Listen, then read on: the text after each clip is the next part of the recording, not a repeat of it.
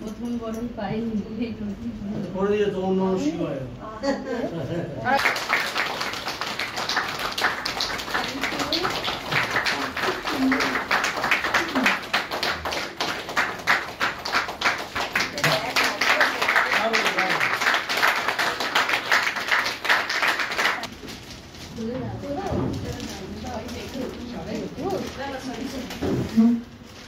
শাড়ি ভালোবাসে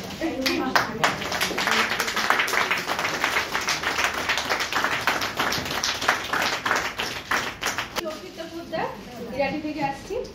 আমি এখানে এসেছি আমার বান্ধবী সোমা দাসের হাত ধরে।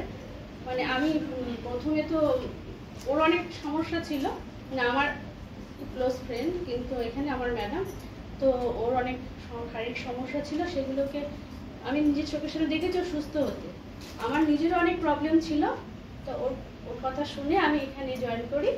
করার পর আমি নিজেকে সুস্থ করেছি। আমি এখানে অনেকদিনই এখানে আছি, 2 বছরের মতো হয়ে গেল, কিন্তু আমি নিজেকে সুস্থ করেছি। কোনোদিন নিজে এখান থেকে রোজগার করবো ভাবিনি, কিন্তু এখন সব অ্যাওয়ার্ড প্রোগ্রামে যখন আসছি সবাই অ্যাওয়ার্ড পাচ্ছে দেখে আমার নিজের একটা ইচ্ছে হয়েছে যে আমিও নিজে কিছু পেতে পারি।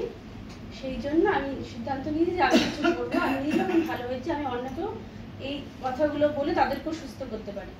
তাই আজকে আমি যখন এই ইনিশিয়েটিভটা নিয়েছি, মানে ইচ্ছে করে এখন চেষ্টা করেছি, 2 মাসের মধ্যে আমি ব্রোঞ্জ ডাইরেক্টর হয়েছি। আর এটাতে ম্যাম, আমার ম্যাডাম সোমা ম্যাম যদি আমার পাশে না থাকতো আমি আজকে এই জায়গায় কখনোই পৌঁছাতে পারতাম না। তাছাড়া আমার আপনার মহুয়া ম্যাম, স্যার আছেন, সবার স্নেহ ভালোবাসা আমি আজকে এখানে। Thank you.